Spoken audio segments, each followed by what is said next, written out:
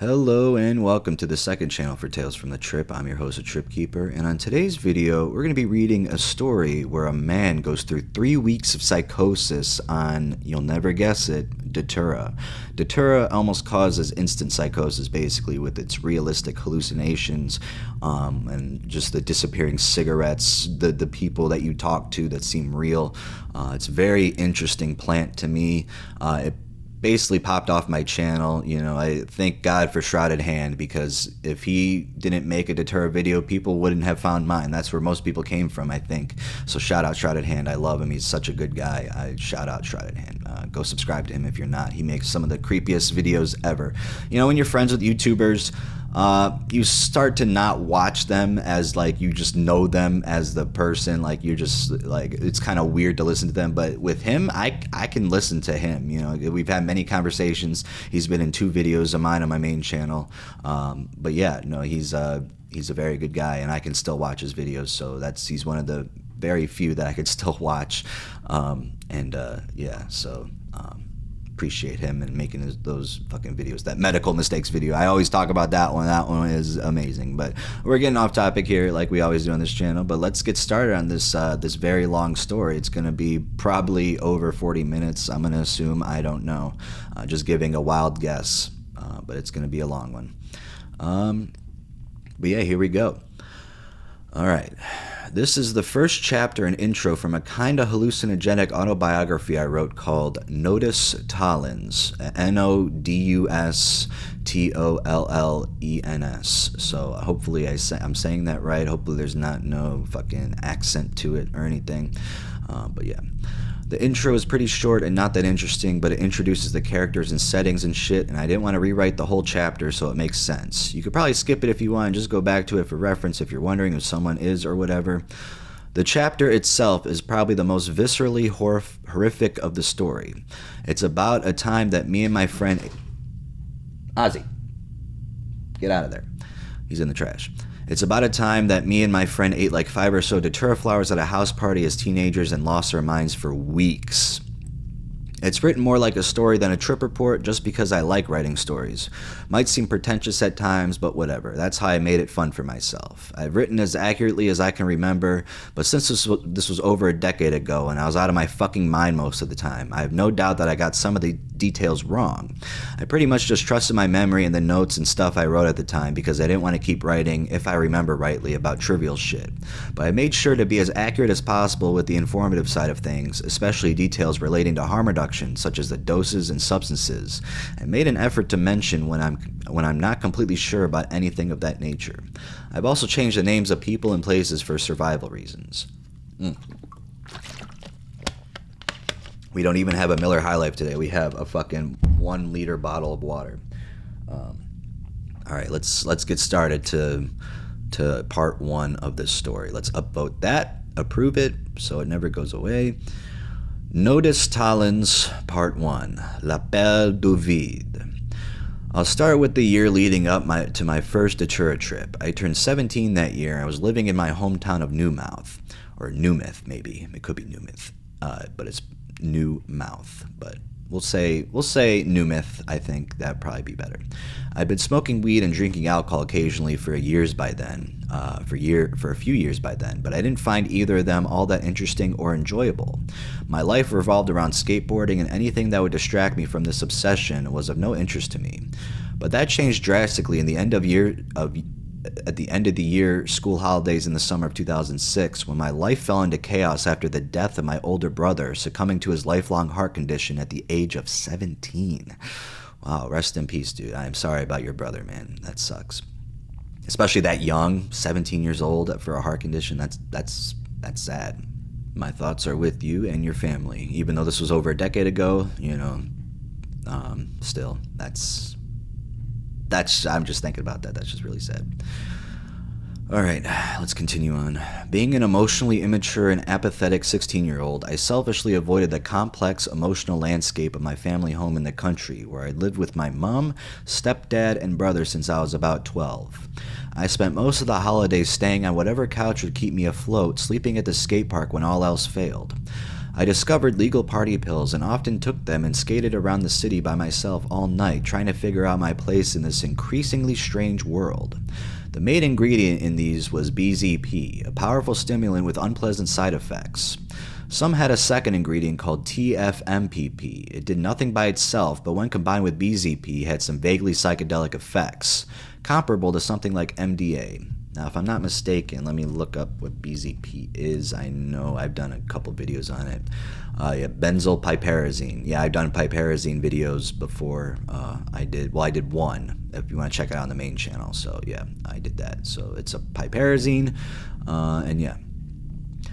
This quickly became my drug of choice. After my brother's funeral, some of his friends from school ended up getting wasted with my parents and forming a lasting friendship. Me and my friends got drunk in the city on beers we stole from the wake. That summer, the only times I went back home were when my brother's friends found me in the city, malnourished and sleep deprived, and delivered me to my parents.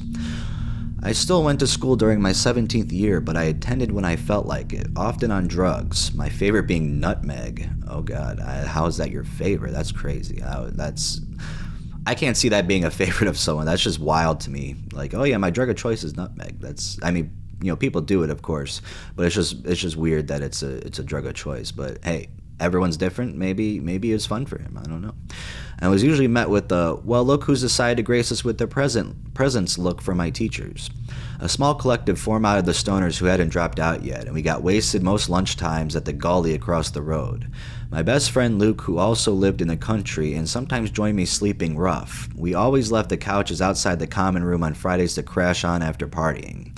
The school referred me to a psychiatrist who prescribed me citalopram, zopiclone, and Ritalin to fix my Mother Nature's mistake. To try to fix Mother Nature's mistake, excuse me. About halfway through the year, me and Luke took psychedelics for the first time. The drug was mescaline. It was a low dose, so we got mostly stimulant effects and scrambled around the city being delinquents all night, doing dumb shit like putting road cones on top of cars and drawing on walls. It was more subtle than party pills, but I could feel a greater potential lurking below the surface, a quiet sapience that hinted at a completely new mode of thinking. Sapience, I don't know if I pronounced that right. I'm not familiar with that word. By the time it wore off, I was dead set on finding more. Eventually found an inconsistent acid contact, and it instantly became my favorite drug. I only took it 4 times that year, but it seemed to affect me in between trips. It reignited my childhood love of drawing, combining it with my adolescent love of delinquency. I spent my trips skating around the city, drawing pictures on whatever walls and surfaces I could find. These would be painted over with a white square a few days later, so I started writing stupid shit like, fuck the police, wherever I wanted to draw. I then used the white squares that replaced them as canvases to draw on. Later on in the year, I befriended a girl from school, Vicky, who was as into drugs as I was. Her alcoholic mother had recently run off with some guy, leaving her living alone. I started crashing in one of the empty rooms. We formed a strangely beautiful domestic partnership. I was basically asexual as a teenager, thanks to my depression, anxiety, and severe aversion to physical contact. So it was nothing romantic or sexual, but we banded together, 2 fucked up kids trying to figure out the adult world, and support each other in our own way. Vicky worked a few nights a week at a restaurant, but rarely had any money left over for essentials thanks to her weed and party pill addiction. So I'd shoplift whatever we needed to pay my way. I like how he calls it party pills. He doesn't say like what drugs they were, like it was MDMA or something. Just party pills. Naturally, the house turned into a hangout for a bunch of wasters. The main group was a pack of friendly stoners from wealthy backgrounds. Others were connected through Vicky's boyfriend, Stu, who I went to school with. One of these groups were his stoner/surfer friends. The other was a more sinister horde of budding skinheads and psychopaths. Oh boy, are they going to be doing Datura? These groups all cross matrix to some degree with me, Vicky, and Stu at the center. When Vicky wasn't at school, we spent our days trying to scrounge together money for weed and pills. I've always been keen to indulge, but my mind had moved on to finding more psychedelics. Over that year, I tripped on mescaline and LSD a few times, tried DXM and Datura, and tripped on nutmeg regularly.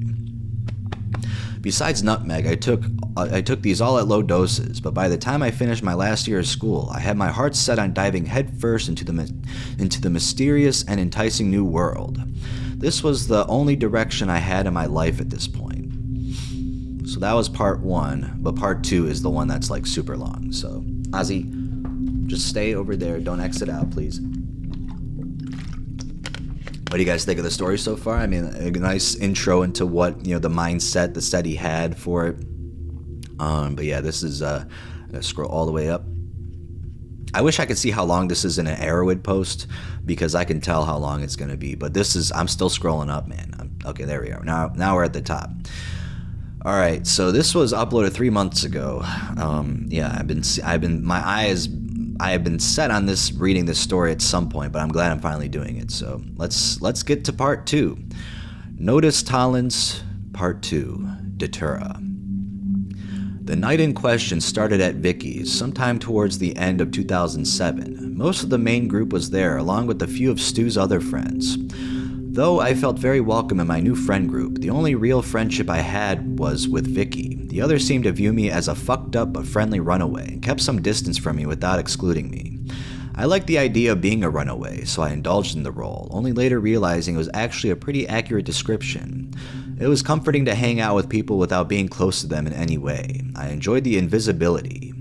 Over time, I made friends with an unpredictable and reckless character called William, who seemed to be vaguely connected to the group through both the rich stoners and the psychos.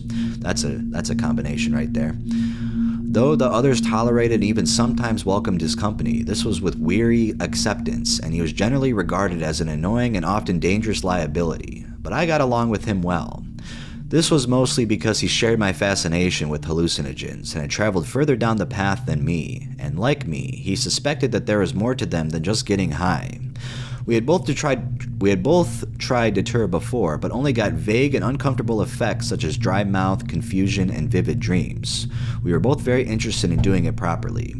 I don't know, man. I think you did it properly right there. That's as far as I would go. If I ever did Datura, I would not want anything more than that. I don't want any hallucinations. Like, people say, would you do Datura on your deathbed? That just sounds like a terrible idea, because what if you do Datura and you're trapped in that state forever, for eternity? Like, your mind goes into like a different universe type thing. Like, what if that actually happens, So if I had to pick, I'd probably do fucking heroin or fentanyl at the end of my life, because at least I'd feel good. All right, let's continue on. The plan that night was to go to some party in the city. It was a warm summer night. Vicky and I took some party pills, and the rest of the group drank and smoked weed. William said that he knew of a Datura tree down the road from the party, and our fate was sealed. We were doing Datura that night, and doing it properly. We turned up at the party, a pack of about 12 of us, a little after sundown. It was a classic end-of-school-year teenager party. Parents away, kids all rowdy and way too drunk. Catastrophe waiting to happen as soon as it found its form. I had quite several social anxiety back then and felt out of place in social situations. I was much more interested in taking Datura than trying to navigate a party. I'd rather go to a party than take Datura. Rather than making me more sociable, the party pills increased my anxiety, and I ended up hyper-fixating on Datura. I kept trying to talk William into taking me to the tree, but being an alcoholic who seemed to be comfortable in any situation, he wanted to stay and party. He managed to shake me off and join the crowd, so I tried to forget about the Datura and socialize. This mostly consisted of clinging to someone I didn't feel anxious around and talking rapidly about drugs. A few hours into the party, William, now very drunk, found me and told me it was time to trip. Uh-oh. It was about a 5-minute walk to the tree, which was just down the road from William's parents' house. We were determined to have the full experience and decided to eat 6 flowers each. This ended up being quite a mission, as the flowers had an acute, acrid taste and seemed to dry my mouth out instantly. My mouth is fucking dry right now. I'm in another sip of this fucking water. My mouth was already pretty dry from the party pills, and the only liquid we had was a bottle of beer, so I was starting to struggle by the time I got to my second flower, which I could only stomach by peeling off narrow strips and rolling them into balls and washing them down with the beer. When the beer was finished, we both ripped off a branch with several flowers on it each and ate as much as we could manage on the way back to the party, loudly singing a slightly modified version of the chorus to Day Tripper by the Beatles. We're on Datura, one-way ticket, yeah. That's my impersonation of the fucking Beatles. I could do a better job if I actually tried, but I'm not going to, because this is a story, and we're just going to continue on. Back at the party, I got myself some water and sat outside to try and get through the rest of the flowers. Even with liquid, the party pills made eating extremely uncomfortable. I think I left my clothes in the washing machine. I have to put them in the dryer. False alarm, guys. I already did it. They were in the dryer already, so we're good. Okay. Where the fuck was I at? Oh god, where the heck was I at? Okay, let me just reread that sentence. Even with liquid, the party pills made eating extremely uncomfortable, and I gave up after throwing up my fourth or fifth flower. I sat outside by myself for a while before going back in, and I found William slumped on the couch with one eye closed, mumbling incoherently while some drunk kids try to balance empty cans and other objects on him. I didn't feel any effects of the Datura yet, but I felt more and more wired, clenching my jaw and grasping at my clothes compulsively. From this, I concluded that Datura enhanced whatever you were feeling at the time. William had been drunk and was now maxed out on drunkenness. I had been wired and was now hyperstimulated. That might be pretty fun, honestly, just to get that beginning part that come up. Even though I didn't realize it at the time, the Datura had already started to affect me. I was extremely forgetful and distractible. At one point, Vicky found me and asked me if it had kicked in yet, saying that I looked wasted. For some reason, I was convinced I'd smoked a joint and was really stoned. I was very talkative but kept forgetting what I was saying mid-sentence with an infuriating feeling that I was about to say something really important. So I just keep talking, figuring I'd cycle around to my main point eventually. According to Vicky, I was articulate and composed in demeanor, but was rambling on in confusing monologues that made little sense and went nowhere. Sounds like me. It made sense to me that the combination of weed and party pills would have this effect.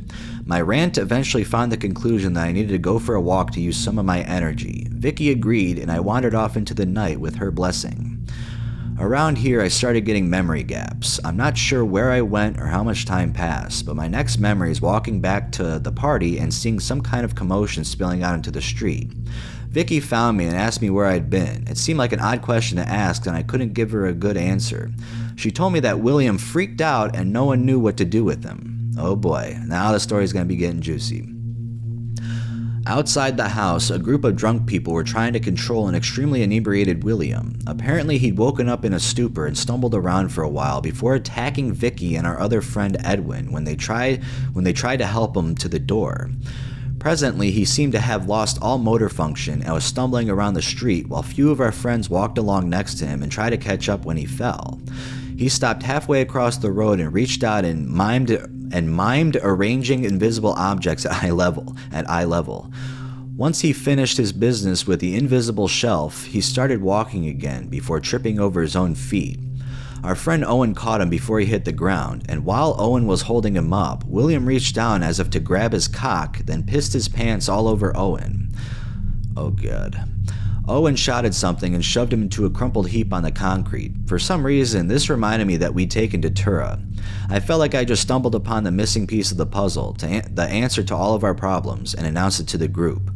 A few people looked at me like I was crazy, which I now realize I was, and reminded me that they had just watched us struggling to munch down the flowers for like half an hour at the party.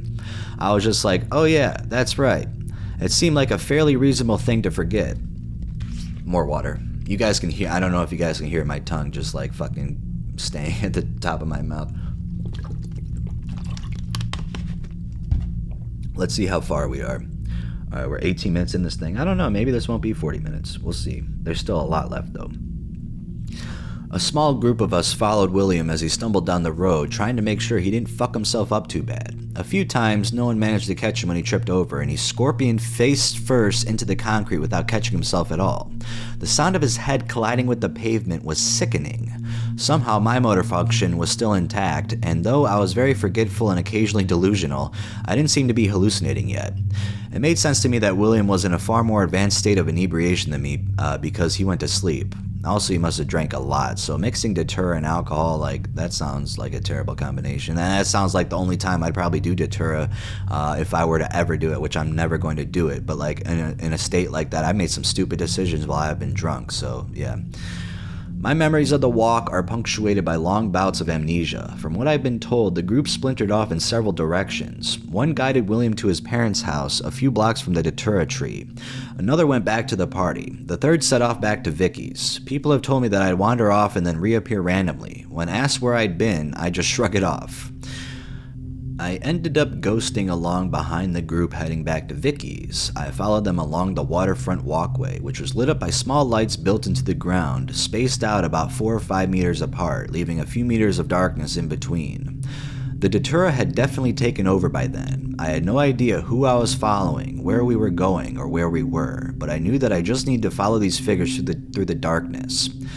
Every time we re-emerged into an illuminated area, the scene was slightly different. Sometimes I felt like I was being led by a few homies talking casually. Other times we were an enormous cultish group drifting solemnly through the dark. But I'd usually recognize any of my friends if they addressed me directly. What I imagined to be on either side of the pathway was constantly changing. Sometimes it was a path through the forest, sometimes the city, sometimes the waterfront. The most persistent hallucination was that of a flowing river superimposed over the concrete. It was like a translucent two-dimensional image resting on top of the surface. See, that sounds kind of cool a little bit, but it's Datura. The fact that I was walking on the surface of the water as if it was a solid didn't seem weird to me. Most of the time I felt like I was walking on concrete, but I sometimes felt the ghostly sensation of water flowing past my feet, even though the river appeared to have a greater depth than that, or heard the trickle of running water. At one point, I noticed a body floating in the river beneath me. It was somewhat decomposed and by all the appearances long deceased, except for the eyes, which stared up at me with a sense of longing. That's terrifying. Though morbid, there was something peaceful about the vision, the way it floated weightlessly under dancing reflections. I felt like I was communicating with the corpse until one of my friends snapped me out of it and I followed the black human river once more. Most of these illusions felt more like lapses in attention than actual hallucinations, and whenever someone snapped me out of it or I tried to focus on what was real, I had a fairly accurate perception of reality. However, thanks to my short memory, these moments of lucidity were very brief. By the sounds of it, I was less inebriated than William, even at my worst. I'd mumble in response when one of them said something to me, usually something irrelevant, but I was still generally reacting to real rather than imagined occurrences. And while my gait was unsteady and my sense of direction diminished, I could be trusted to stay on my feet and at least roughly follow the path. Okay, there's an airplane outside. There was another very curious but difficult to describe phenomenon that occurred several times on that walk. The closest thing I can compare it to is experiencing the emotional impact of a musical score in a movie, but without hearing the music. Think of a dun dun dun moment when the camera pans to an evil dog barking from side to side, letting you know he's a villain, or at the very least a bad dog. We talk about Cujo here. One example was coming across a boulder illuminated by one of the lights. There was no hallucination, just a powerful impact. Like, there, a boulder. Like a dolly zoom kind of effect. A sense of drama and significance. For the most part, my mind was fairly blank during the walk, with a detached curiosity and slight sense of wonder. However, these stretches of relative serenity were punctuated by semi-regular moments of chest-splitting terror. The shock of realizing something wasn't what I thought it was. These happened most often when I thought I was holding something, usually my skateboard, and realizing it wasn't there. Other times it was realizing I wasn't where I thought I was. The worst were the times when I thought I was still walking, only to have a hand on my shoulder snap me back to reality and realize I've been standing there staring at nothing. It sort of felt like when you miss a step, but magnified. I think I still have PTSD from those moments throughout my various Datura experiences. Oh, so he's had more? Okay. Besides these jump scares, I can only remember being disturbed by one other vision during the walk. When we re-entered an illuminated area of the path after a stretch of darkness, my friends had all taken on a new and unsettling form. Their bodies were entirely horizontal from the knees up, extending along behind them while their faces stared up at the sky and their hands rested on their torsos, kind of like walking benches. This only lasted until the next patch of darkness, like a weird glitch, but the way they moved looked so deeply wrong, and it took me a while to shake off the feeling. More water. While this was happening, William had some kind of seizure and was taken to the hospital by Vicky and a few of her friends, where he was fed charcoal and fought off doctors until they managed to sedate him. Sounds like many Datura stories I've read. They get fed charcoal, fight off nurses, blah blah blah. That happens in a lot of Datura stories I've fucking read. My next memory is sitting on the couch in the living room at Vicky's house. The sun was up, and some of our friends were still awake. I only have snapshot memories of my time on the couch. I was hallucinating vividly by then. Strangers stood motionlessly in the living room, staring out into nothingness. I kept seeing things move out of the corner of my eye. I would snap my glance to them as if to catch them in the act, like, "Ha, gotcha," before wondering what I just did. I remember thinking Vicky was sitting on the floor by my feet, staring at me, until I looked at her and realized it was her vacuum cleaner that had eyes painted on it. Among the voices of my friends, I also sometimes heard unfamiliar voices saying things that didn't make sense, but my memory was gone, and I instantly forget what I had heard, only remembering that I was out of place. I heard people say my name a lot, but then I look around to see who said it. No one was even looking at me. The illusions would stick around for a little while, then sort of dissolve seamlessly into the background, in a way that was more like realizing that they weren't there than actually watching them melt away. But my memory was too short to think too hard about the fact that I was hallucinating. One of the most disturbing hallucinations was a rotund, suited man sitting next to me on the couch, resting his elbow on his knee, frozen in place as he looked into the distance with a wistful and intrepid expression.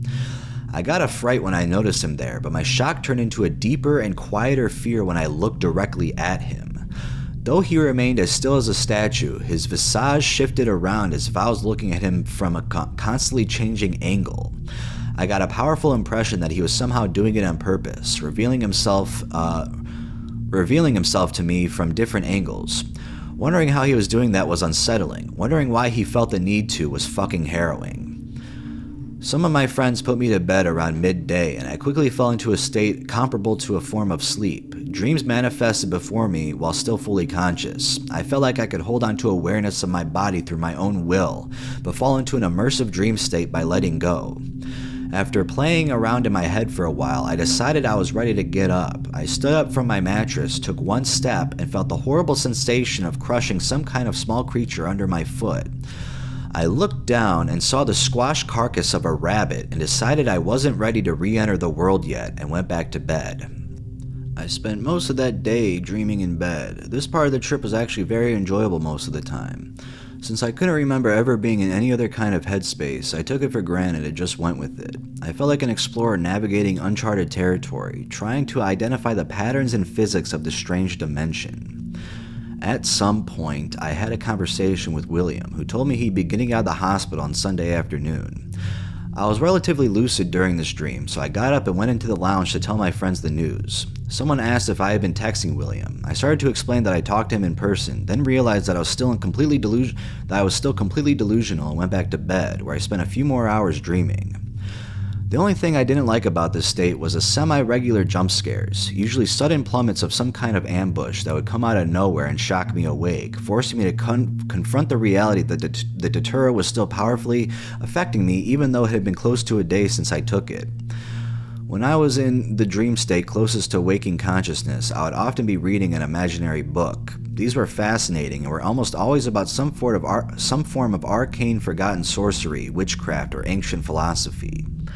However, I could only remember about one sentence at a time, and whenever I tried to go back and reread an earlier passage, the book would malfunction. The words would become jumbled and the letters unclear, culminating in one of those horrific jolts when I realized it wasn't actually there. But if I kept reading without questioning it, the words would slowly turn into imagery, like a clearer and more solid form of the mental pictures that one's mind conjures up while reading, and would eventually lead me into a deeper state of dream/hallucination. Some effects from Datura are that you cannot read. Now if this is his dreaming or whatever it's called. Maybe he wasn't dreaming. I don't know. He could have said he was, but not actually. It affects your vision, and it really affects you cannot. I've read a lot of stories like that as well, where you just cannot read for the life of you for a couple days afterwards too. Later that evening, I felt ready to rejoin the others in the lounge. Vicky and about 5 or so others were there. Some had been up all night, and others had slept and come over to hear about the fallout. The atmosphere was tense. Vicky was very shaken up about her night in the hospital with William, as well as my lingering insanity. Though I thought I spent the day in a broken sleep, my friends said that they'd been coming in to check on me regularly and would invariably find me lying on the mattress, eyes wide open and crazed, but completely unresponsive. Okay, so yeah, he was awake, or I don't know, man.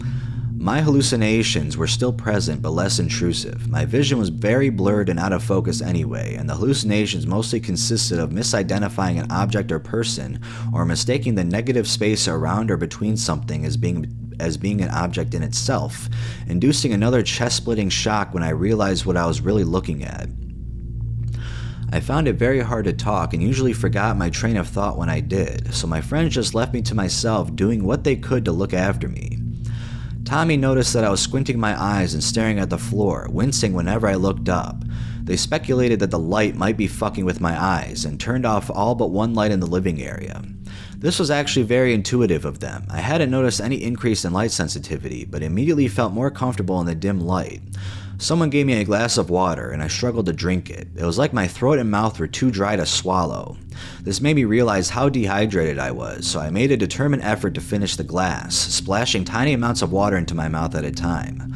I got so immersed in this task that I was completely oblivious to my disturbed friends watching me spasmodically peck at my glass of water like a bird.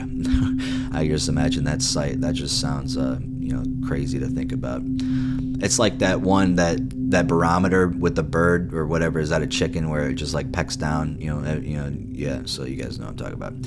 In the dark, my hallucinations were more persistent but less jarring, and I enjoyed watching small scenes play out in the shadowy areas of the room, which I generally had the presence of mind to know were only hallucinations. It felt so good to be less visible too, since everyone was trying to relax and wind down after the last few days of party and drama. The environment they created was mellow and ambient. We sat under blankets with incense burning and Jefferson Airplane playing quietly. Love that. I love that shit. Dude, I love Jefferson Airplane. Someone lit a joint and passed it around. I listened passively while my friends talked about whether or not to offer me some. They decided the most important thing for me was to get some sleep and that some weed might help with that, and passed me the joint. If only they had like a Xanax or something, that would probably help them go to sleep. After one puff, my mouth was instantly bone dry again. The paper around the roach stuck to my bottom lip and was almost unrolled as I pried it away. Oh my god. I knew I couldn't handle another hit until I drank some more water, so I held the joint out into the dark until someone plucked it from my hand. This turned out to be for the best.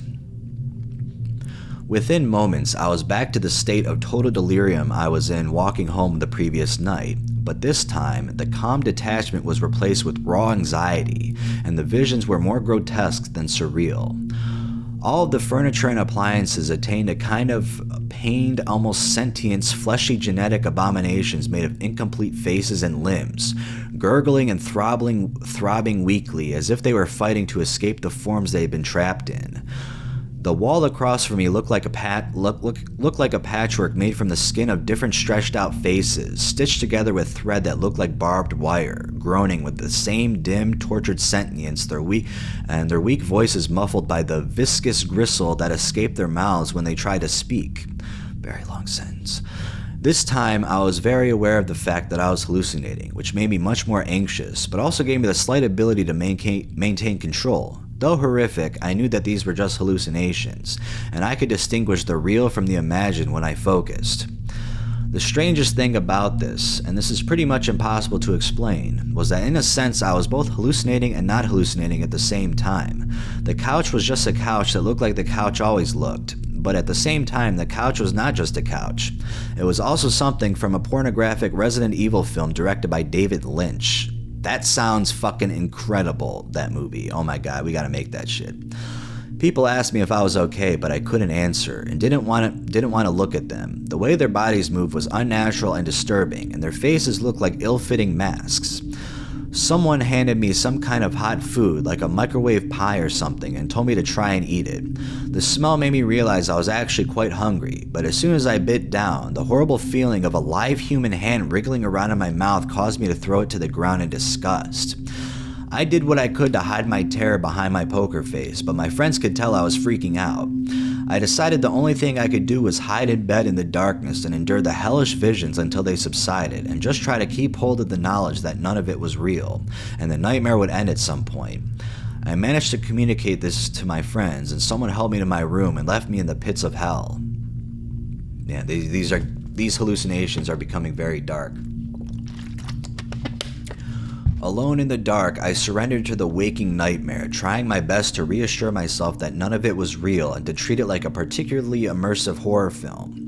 The visions were mostly grotesque, looming humanoid figures and fluttering, bat-like creatures. Sinister, garbled voices whispered, punctuated by bouts of strange laughter and occasional shrieks, similar to the strange voices I had heard during sleep paralysis. I learnt to tolerate the visual and auditory hallucinations, but the tactile sensations, though much less frequent, were infinitely more disturbing. The only way I could deal with them was to touch something I knew was there, like the pillow or the carpet, and focus on the small differences between the sensations of touching something real and being touched by phantoms. My savior came when my hand came across a book in the darkness as I moved it along the carpet floor, trying to dispel some kind of unwanted sensation. I remember reading Phantom books earlier that day and kept the book in my hand, turning my attention to it whenever the sensations got too much. Though the room was pitch black, I could create those hallucinatory books by flicking through the pages of the real one in the dark while pointing my face at it. After a while, I was able to dispel the horrible apparitions around me by opening the book and holding it in front of my face in the darkness, reading aloud the gibberish I saw to drown out the voices, like some kind of insane exorcism. I either woke up or came to my senses the next morning and spent a long time lying there reflecting on the surreal and vivid worlds I thrashed through all night. Someone had left a bottle of water next to the bed, and I managed to drink it without too much trouble. I was aware that I was very dehydrated and hungry, but didn't have the internal experience of either. I could feel that my lips were cracked and my mouth was dry, but had no craving for liquid, nor any sense of relief when I quenched my thirst, which I did simply because I knew I should. Likewise, I could feel how empty my stomach was and hear it rumbling, but was indifferent to the thought of eating, only thinking that it was something I should deal with at some point. My vision was clear, but I was still hallucinating a bit. Marks on the wall crawled around like insects, zipping back to their position when I looked directly at them. The curtains billowed slightly in the wind, even though the window was closed. My inattentive ADHD symptoms had also intensified to the point that I couldn't hold on to a thought for more than a few seconds without forgetting it. I realized I hadn't taken my citalopram in a few days, but every time I made moves to find it, I'd get distracted instantly and find myself staring at the ceiling lost in thought. If Vicky hadn't come in to get me in the early afternoon, I probably would have stayed there all day, lost in the mazes of my mind. She had some news for me, though. William was there. He came straight over after being released from hospital on Sunday afternoon, as he said in my vision. That's pretty crazy. Holy shit. William was in the lounge along with a few of our other friends who had come by to see him. Though I still felt too alienated and disconnected to talk to the others, I was interested to hear from William. We talked about our trips for the rest of the evening, much to the annoyance of everyone around us. William said he had absolutely no memory of anything between getting back to the party and waking up in the hospital the next day, wondering what the fuck he'd done this time. Like me, he spent the rest of that day hallucinating vividly in bed, revisiting the dimension only when someone yanked him out of his dream. I told him about the hallucinatory conversation we had the previous night about when he'd be allowed out of the hospital. He didn't remember the conversation specifically, but said that while he was in the hospital, he envisioned himself traversing Newmouth at supernatural speeds and had stopped by Vicky's to talk to us. He said that he still felt out of it and a little shaken up from his experience, but that the hallucinatory effects of the Datura had worn off. I was unsettled by this. Even though I was now aware of where I was and who I was and what was real, I was still hallucinating. Objects mutated in my peripherals and seemed to tease and jeer at me, only to return to their original position when I caught them, where they'd stay still until I looked away again, but would still fill me with the powerful and disturbing sense that I was being watched. I had no control over my daydreams, which usually weren't quite hallucinations, but would completely steal me away from the moment if I let my guard down. The feeling of being snapped out of these daydreams was similar to the jump scares of vanishing objects that assailed me for the first day of my trip. By this point, it had been close to 2 days and 3 nights since I ate the flowers. You titled it 3 weeks, so we have to get to 3 weeks of this story, so it's not even close. A few more people came over that night to have some drinks and get stoned. I existed like one of my hallucinations, sitting there silently staring into space. William was able to socialize normally for a while, but after a few beers and some weed, he was completely inebriated and muttering gibberish. It looked more like being in a semi-conscious drunken blackout than a Datura-type trance, but William was a heavy drinker and stoner, so there was definitely something more going on. Later in the night, Vicky took me outside to talk. She was really upset and tearfully told me about her terrifying night in the hospital with William, and how she was worried about how much I'd changed since taking Datura and whether I'd ever be the same. That's a terrifying thing to bring up to somebody. Don't ever, if you're trip-sitting someone and they're tripping for like 2-3 days, don't ever be like, man, I don't know if you're ever going to be the same. That's like a horrible thing to say. Not that she knew, of course, that she's just concerned, it's not her fault, but, it's just like, saying stuff like that while tripping will definitely fuck you up. I tried to listen to her, but was too distracted. I could already feel dreams creeping into my consciousness from the edges, and having remembered I had Zoplicone, was anxious to return to that world. I placated her by promising not to take Datura again, saying whatever I could think of to shake her off and return to the dream world. Though I didn't think much of it at the time, in hindsight, this callousness was probably the most disturbing after effect of my trip. Growing up in a household with a terminally ill brother and parents who were almost constantly maxed out on stress trying to keep him alive, I became hyper aware of the emotions of those around me. Tuning into the subtle tells of my family members. Mental states in order to know when I needed to be invisible and when my presence would be helpful. I gradually started to feel other people's emotions as if they were my own, so I could tell when a family member was ready to snap at the next sound or needed someone to break the harrowing silence. This isn't to say I was a good person on the whole. I still acted selfishly and impulsively a lot of the time. But when I was face to face with someone, it was almost impossible for me not to feel their emotions. Presently, I was sitting with Vicky, the person I cared about the most in my life at that point, watching her cry and telling me how much she cared about me. But I didn't really feel anything. Everything just felt so distant and unreal. This was probably the result of spending the last few days existing in worlds and interacting with people and creatures that, while seeming just as real as this one, turned out to be imaginary.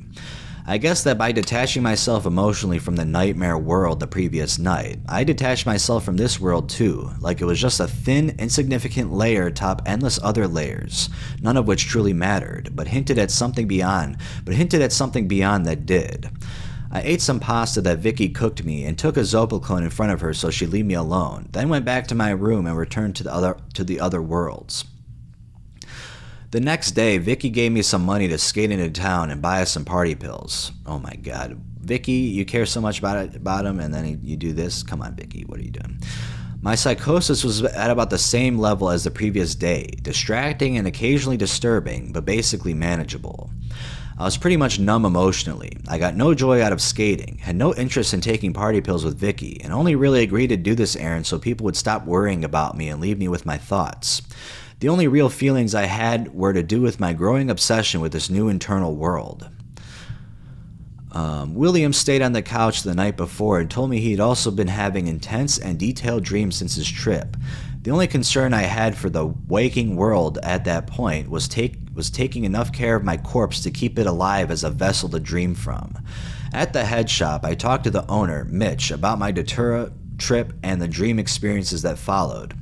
He showed me a few herbs that he was selling that were meant to enhance dreams. Wormwood, mugwort, and Zakatakachi,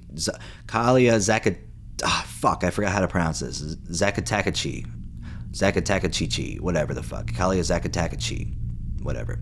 And recommended me a few books about the entheogenic side of things. I decided to spend my share of the party pill money on either a book or some dream herbs. After a while, Mitch cut me a deal for a big bag of mugwort and a much smaller bag of Kalia extract, and reluctantly let me borrow one of the books he was selling called Plants of the Gods, an encyclopedia of the various botanical hallucinogens with their history of use in both ancient cultures and modern countercultures. On the way back home, I stopped by this New Age type bookstore to try to find some of the books he mentioned. The only one I could find was the Carlos Castaneda one, so I shoplifted it along with another book about lucid dreaming. My psychosis persisted at this level for about a week. I slept with the bag of mugwort under my pillow every night and smoked Kalia when my sleep was interrupted. I learned to lucid dream with some regularity by setting an alarm on my phone that would go off every few hours during the day, at which point I'd stop whatever I was doing, usually fuck all, and question whether or not I was dreaming, the intention being to ingrain this habit to the extent that the alarms would start going off in my dreams. Even if I woke up early, I'd stay in bed till the late afternoon, smoking Kalia, reading about dreams, and taking Zopiclone to go back to sleep. So let me know in the comment section below if you think these things like Kalia, Zakatakachi, whatever the fuck, or mugwort and the mugwort enhance the Datura trip even more. Do you think they work synergistically and increase the psychosis duration? Do you guys think that? Let me know in the comment section below. And if you made it this far in the video, I appreciate you. Okay. In my upright waking hours, I hung around the house with whoever happened to be there, interacting very little. I assumed that William got kicked out of his parents' house after his Datura trip because he'd start sleeping in the lounge every night. Vicky's mental health started to deteriorate. She now had an unhinged William as an uninvited tenant, a bunch of stoners treating her house as their own, and her best friend had seemingly lost his mind at Datura and was haunting the household like a phantom. At night, when everyone else had left or gone to sleep, me and William smoked weed to induce controlled Datura flashbacks. Okay, so they're doing it on purpose, which is kind of strange, but whatever. We dissected our vivid dreams, creating theories about the mechanics of that realm. We both agreed that in the dream world, air is more liquid and water is more solid than in the waking world, which explains the resistance when you try to run or punch in a dream, and also how you can fly. When we found ourselves unable to explain something, we consulted either plants of the gods or the teachings of Don Juan as oracles, flipping to a random page and interpreting whatever it revealed. Though me and William both suspected that there was something sacred about hallucinogens, this was the first we had heard about their shamanic or indigenous use. We'd all heard about artists and musicians like Pink Floyd and The Doors who had used psychedelics to expand their minds, but we mostly just saw them as the wildest ride a drug can take you on. In our particularly susceptible headspace, having external validation of our suspicion that there was something sacred about hallucinogens was enough to tip William and I over the edge. During one of our late-night psychotic episodes, William and I somehow concluded that we needed to have a mescaline trip to counteract our Datura trip. William said he knew a house a few suburbs away that had 2 San Pedro cacti that were at both least 7 foot tall. The next day, when a bunch of the stoners were over, William mentioned this, and we all agreed to have a mescaline trip as a group sometime in the next 2 weeks, when most of them were set to move down south to start university. A few days later, these vague plans solidified. I was sitting on the balcony in the sun, sometime in the afternoon. I'd grown used to my post-Datura psychosis and general malaise and dissociation, but I thought the full-blown hallucinations had subsided, until, malnourished, weary, and completely abstracted, I watched a shadowy human figure dressed in a baggy, frayed black clothing traverse the backyard, stop and glance at me, then continue along and melt into the fence on the other side. The mescaline trip rescue fantasy was so burnt into my mind that it was as much of a given as gravity, and I decided then that we needed to make it happen. That day, Vicky, William, and Tommy were hanging out at the house. I went inside and told them it was time to get the cactus.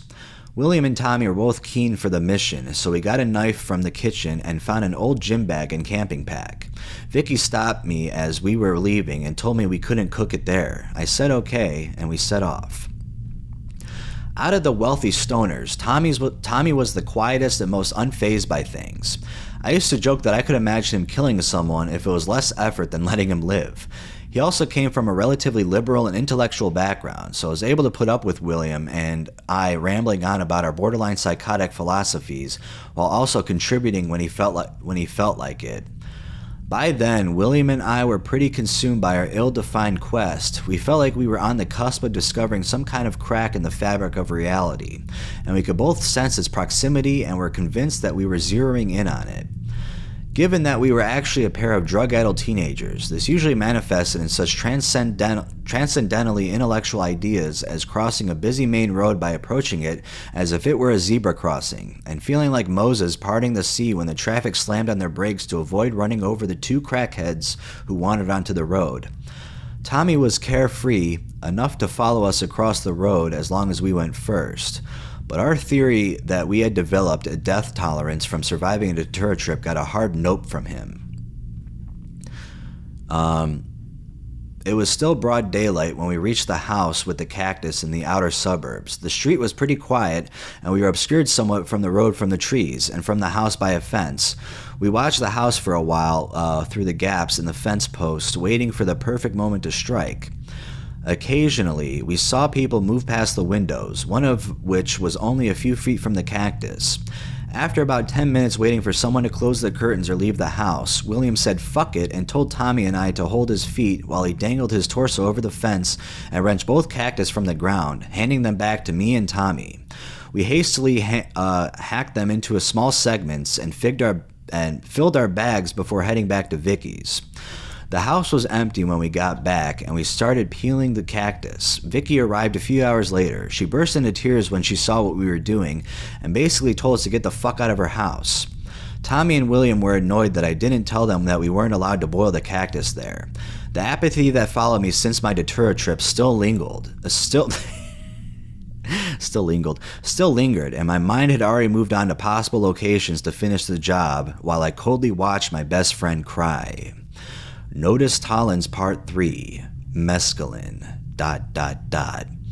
So that's the end of that story. Is there a mescaline story to add on to it? Is there more to this? If there's going to be a Part 3, I will have to do a separate video because, but that was 3 weeks of Datura Psychosis, and there was a lot of interesting hallucinations, a lot of scary ones, and a lot of ones that aren't so terrifying. So I could say that it was a Datura trip that definitely wasn't the most horrifying one I've read, but it's definitely one of the most detailed, and definitely the longest trip report I think I've ever read.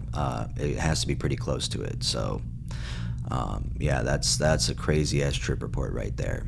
But if you guys are still here or awake, you guys probably fell asleep. You know, I gotta fall asleep to the Trip Keeper's voice. Am I right? I just put people to sleep when I talk, so that's why I don't talk too often when I'm with people or anything, because they'll be like, me, me, me, me, me, me, me, me, me, you know. But if you are this far, please give this video a like and subscribe if you're new. I will be doing more horror trip reports on this channel, and also maybe some positive ones. We'll see. But I just wanted to read this one on this channel because it is just so long, and I think it's an incomplete story. I think there's more to this story that he needs to upload. I gotta ask him about it. So yeah, I will message him and see if there's a part 2 or the part 3. Part 2 video, but a part 3 story, part 3 to the story, because mescaline was just in mescaline ...